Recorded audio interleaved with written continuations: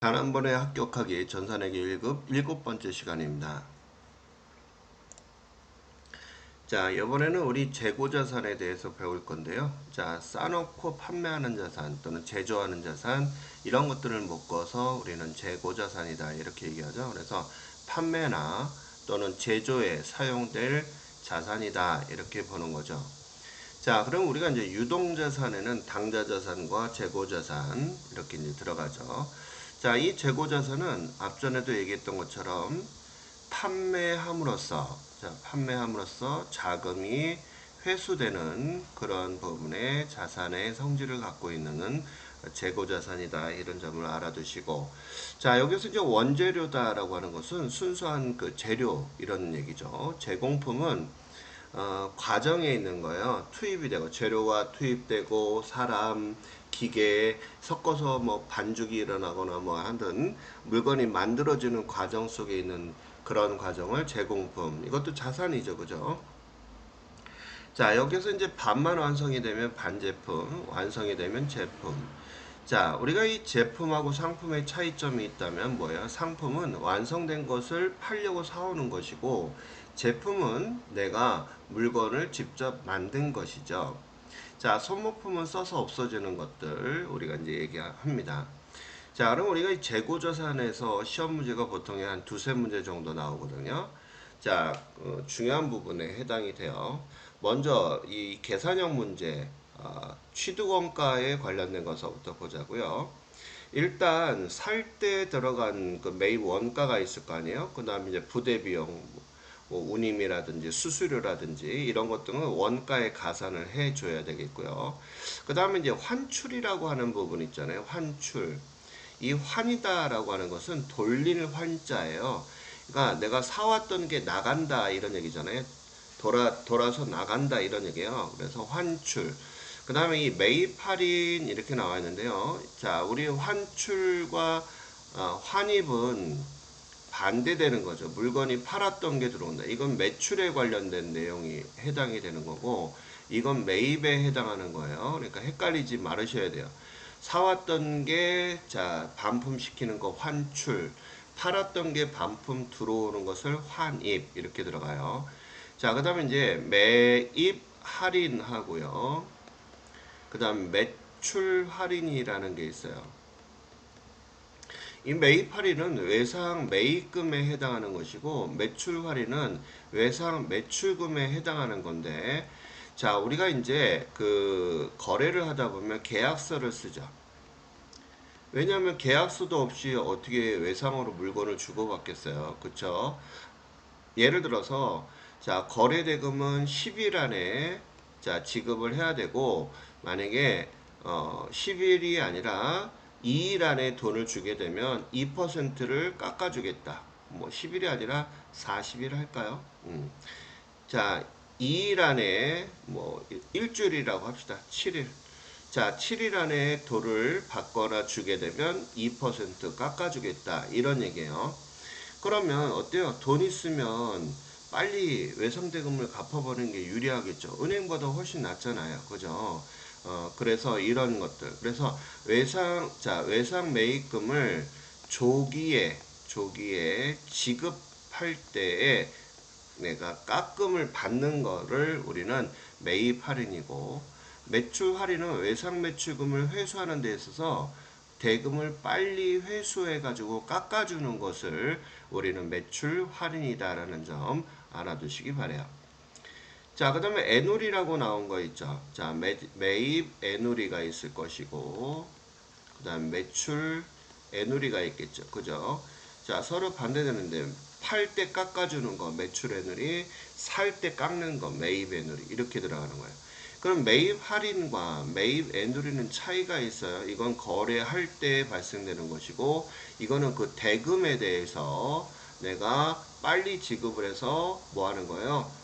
대금을 깎는 거, 그 개념이 다르니까 그 점 알아두셔야 되겠어요. 자, 그 다음 이제 우리가 순매출액이다 이렇게 나와 있는데요. 이 순매출액은 판매가를 얘기해요. 매출액, 판매. 그런데 우리가 팔다 보면 반품되어 들어오는 경우가 있잖아요. 이렇게 환입되어 있거나 또 외상대금은 빨리 회수하게 돼서 깎아주거나 또는 애누리, 매출 애누리 이런 것 등을 빼주는 것을 우리는 순수한 매출액이다, 순매출액이다 이렇게 얘기해요. 지금 판매가다 이렇게 얘기합니다. 그러면 자 순매입액도 있겠죠. 거꾸로 총 매입한 거에서 팔았던 거를 반품시키거나 또 외상대금을 빨리 갚았거나 또 살 때 깎는 이런 경우 뺀 것을 우리는 순수한 매입액이다 이런 얘기예요. 그러면 우리가 원가를 구하고 매출액을 구해야 이익을 구할 거 아니겠습니까? 그죠? 그럼 매출 원가는 내 순수한 원가인데 기초에 있던 상품과 단기의 순매입액을 모해서 더해서 기말 상품을 빼주게 되면 매출 원가가 나오는데요. 혹여나 타계정 대체라는 게 있어요. 이건 뭐가 있느냐면 외부의 상품을 파는 게 아니라 회사에서 자체적으로 사용을 하거나 그런 경우 있죠. 또 없어지거나 뭐 이런 경우에 타계정 대체로 우리가 이제 보내는 경우가 있거든요. 그럴 때 차감을 해준다는 거. 자, 이래서 우리가 이 매출 원가는 내 원가잖아요. 그러면 어때요? 판매가에서 내 원가를 매출 원가를 빼주게 되면 이익이 나왔는지 손실이 나왔는지 이것을 우리는 매출 총 이익 또는 매출 총 손실이라 한다 이런 얘기예요. 그래서 순매출액 마이너스 매출 원가. 자, 그래서 이 공식에 해당하는 것은 반드시 머릿속에 좀 담아 주셨으면 좋겠어요. 왜냐면 이 공식을 알아야지만 우리 선생님이 시험 볼 수 있거든요. 그래서 공식 반드시 머릿속에 담아 주셔야 됩니다. 특히 우리가 이 매출 총익 제일 중요한 게 회계 시험이 뭐가 있어요? 이익이 얼마냐 알아보는 거, 그 다음에 내 원가가 얼마인지 이거잖아요. 그죠? 순매출의 판매가에서 내 원가를 빼주는 거, 그 다음에 내 원가 구하는 게 가장 중요한 거니까 매출 원가 구하는 거, 이게 이제 가장 중요한 거거든요. 자, 계산형 문제는 제가 기출문제 할 때, 풀이할 때 잘 보시고요. 자, 일단 재고자산의 원가 배분에 관련된 거 한번 보도록 합니다. 자, 기말재고자산은 우리가 원가를 나누었다라는 게 배분이라는 뜻이거든요. 자, 우리 기말재고자산은 수량 곱하기 단가에 의해서 재고자산 금액이 결정이 되겠죠. 그러면 우리가 이 수량을 계산하는 방법과 단가, 한 개당 이런 얘기예요. 한 개당 상품의 단가를 얘기하는 거예요. 자, 우리가 그래서 수량 곱하기 단가에 의해서 계산하는데 계속 사고팔고 사고팔고 기록하는 방법이다. 그래서 계속 기록법이고 실지재고조사법은 기말에 있어서 재고 파악을 하고 판매액을 구하는 방법. 자, 두 가지 더한 것을 우리는 이제 혼합법이다 이렇게 얘기를 합니다. 그 다음에 단가의 결정 방법이 있는데요. 개별법 이런 얘기는 우리가 보통 공인중개사 사무실 집 하나 팔면 얼마 남았네 매매 차익을 구할 수 있는 그런 부분이잖아요. 뭐 금은방에서 금 하나 팔면 얼마 남았는지 이렇게 등치가 크거나 고가인 경우에 우리가 매매 손익을 계산하는 방법이 바로 개별법이다 라고 보시면 되겠고요. 그 다음에 선의선출법은 먼저 들어온 상품이 먼저 나가는 거 이런 얘기예요. 자, 보통이 우리가 이 선입선출법, 후입선출법, 또 가중평균법 이렇게 이제 쓰고 있는데 여기서 이 후입선출법은 나중에 들어온 게 먼저 나가는 그런 부분이죠. 여기에서 세금이 자 조세를 세금이라고 하잖아요. 즉 이익을 가장 적게 또 세금을 가장 적게 내는 방법이 바로 이 후입선출법이에요. 이다 보니까 국제회계 기준에서는 이 부분이 실질적으로 이론상에서의 방법이지 실무하고는 적용되지 않는다 그래서 국제회계 기준에서는 아예 후입선출법을 인정하지 않아요. 다만 우리 대한민국에서는 일반 회계 기준 즉 한국이 만든 회계 기준 코리안 갭이라고 하잖아요. 여기에서는 후입선출법을 인정하고 있다는 거. 그러면 상식적으로 우리가 모든 제품은 유통기간이 있잖아요. 그죠? 그래서 먼저 들어온 게 먼저 나가는 형태지. 나중에 들어온 걸 먼저 팔아버리게 되면 어때요? 유통기간 지나면 다 버려야 되잖아요. 그러다 보니까 이 후입선출법은 이론상에 존재하는 거다. 이렇게 좀 알아두셨으면 좋을 것 같아요. 자, 아무튼 후입선출법은 나중에 들어온 것이 먼저 나가는 방법이다 라고 보시면 되겠어요.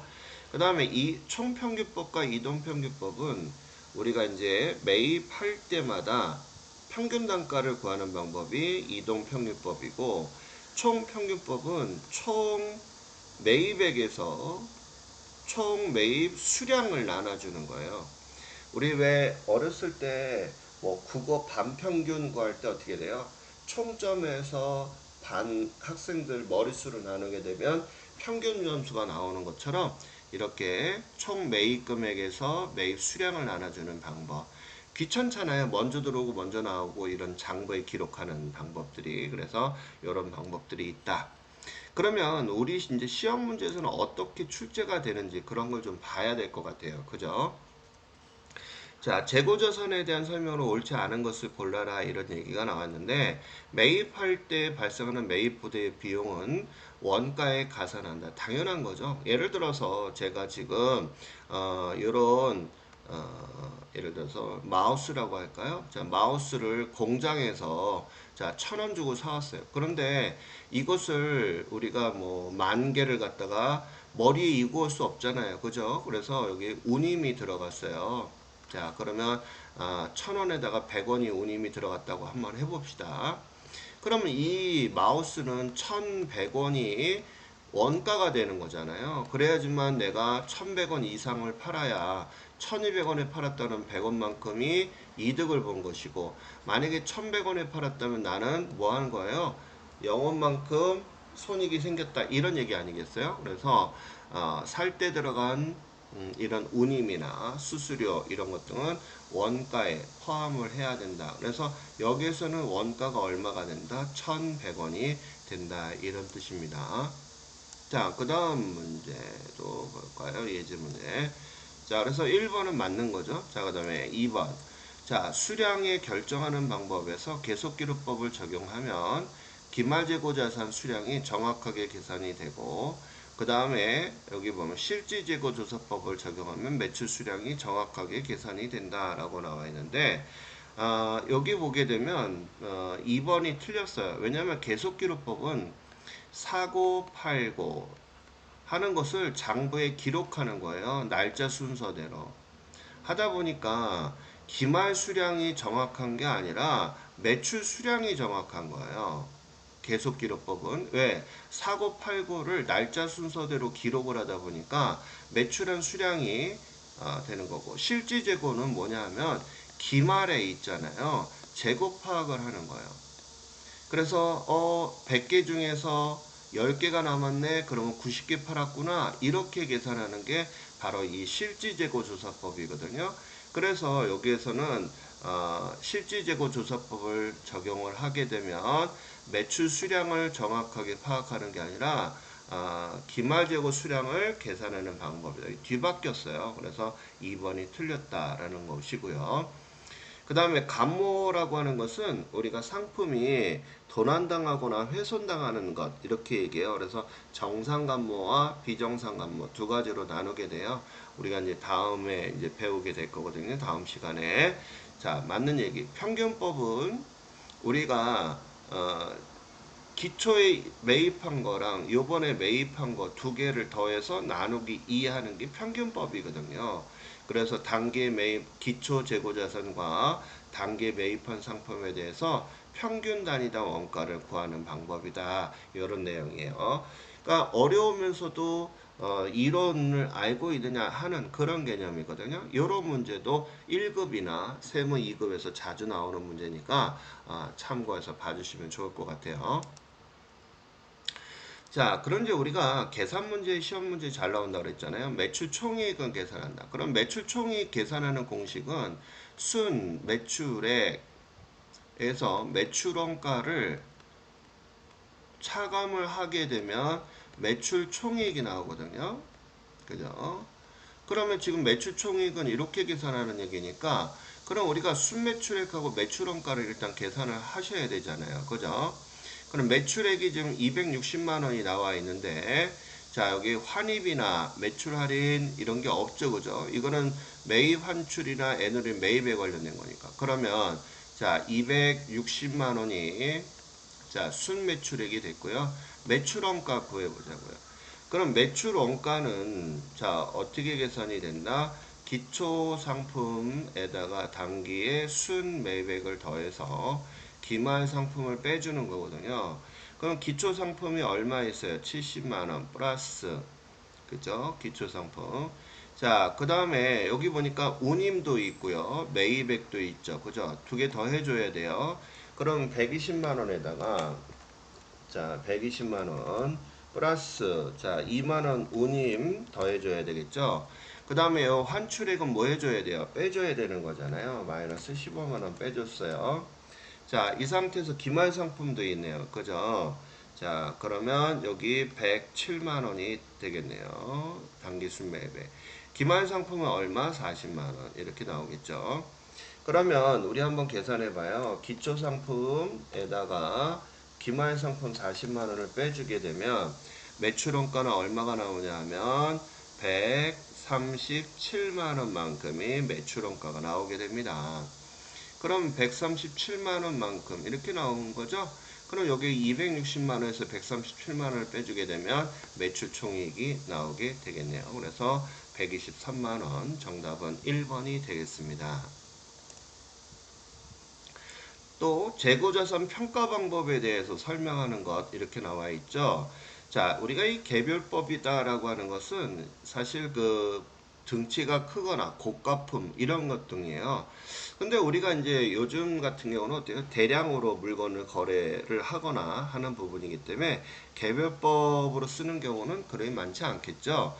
그래서 이거는 이론상에 존재하는 그런 방법이다라고 하는 거예요. 그래서 실무에 적용하는 여기에서 잘못 설명한 것은 이렇게 나와 있는데, 자, 개별법은 실제 수익과 실제 원가가 대응되는 이론적으로 가장 우수하다 이런 얘기. 이론상에서만 우수한 건데 실무에서는 어때요? 쓰기가 번거로운 거죠. 왜냐하면 소량으로 아주 소량, 그 다음에 고가 뭐 이런 데서만 하는 거라고 그랬잖아요. 뭐 부동산이나 뭐 이런 거, 금은방 뭐 이런 데서 계산하는 방법이니까 우리가 이런 부분이 있다 이런 얘기가 맞는 얘기가 되겠고요.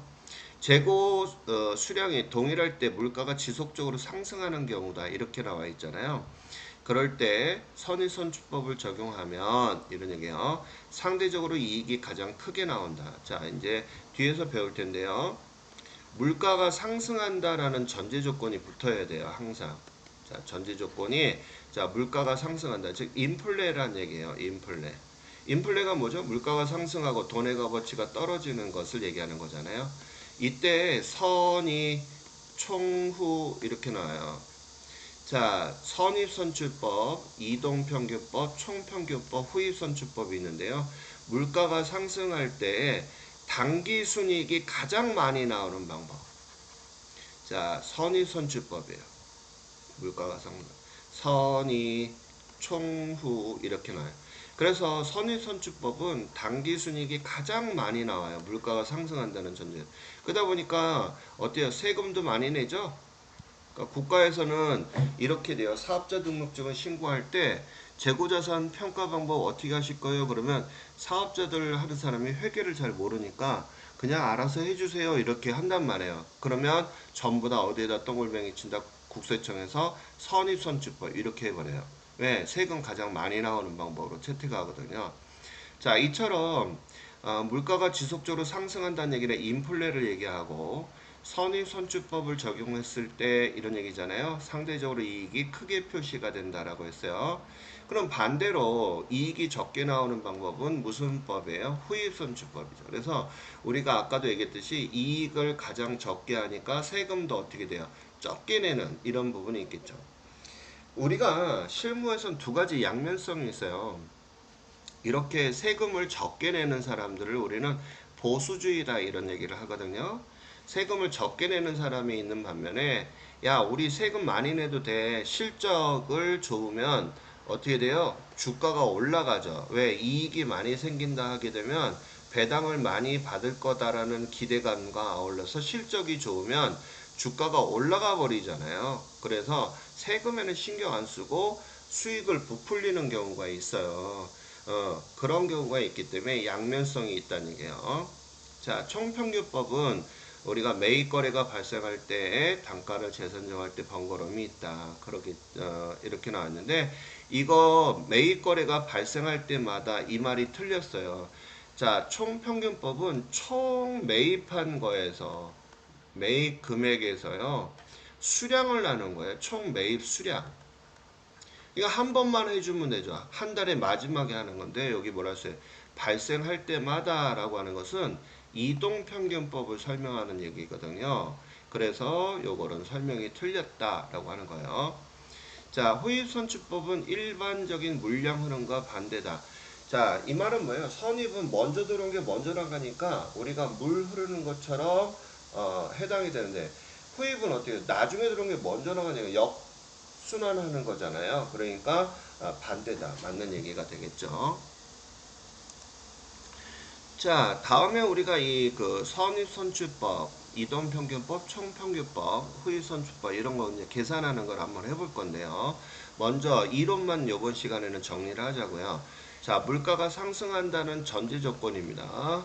자, 인플레라고 그랬죠? 자, 인플레일 때에 물가가 상승할 때 당기순이익이나 자산이 또는 세금이 가장 큰 순서 같은 거에 전부 다 이익이 많이 나오면 세금도 많이 내겠죠. 그죠?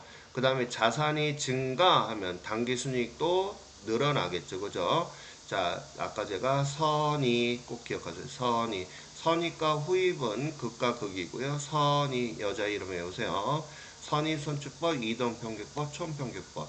요거 우리 네 가지 친구 섞어놓고서 막 부등호 표시하고 순서 골라내는 문제, 시험 문제 많이 나오거든요. 꼭 알아야 돼요. 자, 매출원가는 비용 계정이잖아요. 그죠? 비용의 크기 순서. 비용이 크다는 얘기는 순이익이 어떻게 돼요? 적게 나오는 거죠. 그럼 반대가 되겠죠. 그죠? 비용이 가장 크게 나오고 세금도 가장 적게 나오는 방법 알아두시기 바랍니다. 자, 그 다음 이제 우리 5-3에 기말재고자산 파악하는 게 나와요. 이거 다음 시간에 우리 계산할 건데요. 일단 창고에 실제로 상품이 얼마 있는가 계산해야 될 거 아니에요. 자, 이거. 그 다음에 미도착한 거. 미착이라는 얘기는 미도착한 상품이에요. 예를 들어서 이런 경우 있죠. 12월 31일 날, 자, 지금 배 컨테이너선에, 자, 여기는 바다예요. 자, 여기는 서울이고, 여기는 LA다. 이라고 한번 해볼게요. 계약을 맺었어요. 선적지 인도 조건이에요. 자, 선적이라는 얘기는 배에다가, 배선자에 쌓을 적자거든요. 그래서 배에다가 컨테이너를 실어주는 것까지만 계산한 거예요. 근데 지금 현재가 12월 31일 지금 가고 있어요. 지금 배가. 그러면 선적지 인도 조건의 구매 조건이에요. 그러면 어때요? 선적을 마치고 지금 가는 중에 있잖아요. 그럼 누구의 상품이에요? 여기는 판매자고 여기는 구매자잖아요. 자, 그럼 누구의 상품일까요? 판매자는 여기 선적하는 것까지만 계약을 한 건데 지금 가는 중에 있으니까 이 재고자산은 누구의 것? 구매자 거예요. 그래서 여기 운송 중인 상품 이런 얘기는 구매자의 재고자산으로 봐야 된다 이런 얘기입니다. 그럼 만약에 도착지 인도 조건이다 이렇게 했어요. 그러면 지금 가는 중에 있어요. 그러면 아직 도착을 안 했으니까 누구 거예요? 그죠? 판매자의 재고자산으로 봐야 되겠죠. 자, 이게 누구 거냐? 재고자산이 누구 거냐? 이런 부분 중요하게 계산 문제 나오고요. 그 다음에 시성품이란 얘기는 샘플을 써보고서 자, 살게요 라고 매입이사를 표시하게 되면 매출로 이어지는 그런 부분이거든요. 그런데 자, 매입이사를 표시하지 않았어요. 그러면 이거는 그대로 무슨 자산? 재고자산으로 분류한다 이런 얘기예요. 그 다음에 적성품의 원가 이렇게 나왔는데 자, 이 적성품에 관련된 것도 잠깐 좀 소개를 하고 들어갈게요. 자, 여기 이제 보게 되면 진호가 있고요. 그 다음에 여기 진수기가 있어요. 자, 진수기는 제주도에 있고, 자, 그 다음에 진호는 서울에 있다라고 한번 해봅시다. 자, 진호는 지금 신발 장사를 해요. 그래서 진숙이한테 뭐라고 하냐면, 진숙아, 내가 지금 신발 100켤레를 보낼 테니까 이 100켤레는 한 켤레당 10만 원이야. 그래서 내가 이거 팔면 한 켤레당 만 원만큼에 대해서 팔 때마다 수수료를 줄게. 이렇게 했어요. 그럼 진숙이는 어때요? 하나 신발 잘 팔게 되면 한 켤레 팔을 때마다 만 원씩 버는 거잖아요. 그래서 진호가 물건을 보내게 됩니다. 팔아줘라고 보내주는 물건을 우리는 적송품이라고 해요. 그러면 이때 진호가 진숙이한테 물건을 보냈을 때 우리는 매출이라 보지 않습니다. 파는 거라 보지 않는 거예요. 그럼 이제 진숙이가 제3자한테 물건을 판매하겠죠. 자, 판매했어요. 이때 우리는 뭐라고 보냐? 매출이라고 본다. 이런 얘기예요. 그러면 지금 진호가 100켤레를 보냈는데 진숙이가 90켤레를 판매하고 나머지 10켤레가 남았어요. 그럼 이 재고는 누구 거예요? 진숙이 거예요? 진호 거예요? 진호 거죠. 즉 자, 여기에 보게 되면 진호의 우리가 재고자산으로 봐야 된다. 이런 얘기예요. 그래서 진호를 우리가 팔아줘라고 부탁하는 사람을 위탁자, 진숙이는 부탁을 받은 사람이니까 수탁자 이렇게 들어가는 거거든요. 그래서 이 재고는 이 10개는 누구의 재고자산? 위탁자의 재고자산으로 봐야 된다는 거 알아두시기 바랍니다. 자, 그래서 여기 보시게 되면 적성품의 원가, 수탁자가 보관하고 있는 재고자산은 자, 위탁자의 재고자산으로 우리가 계산해야 된다라고 했었죠. 자, 요 다음 시간에 우리가 이제 계산은 문제로 풀어보도록 하겠습니다. 자, 다음 시간에는 계산기 좀 준비 좀 하셨으면 좋겠어요. 자, 수업하시느라 수고하셨습니다.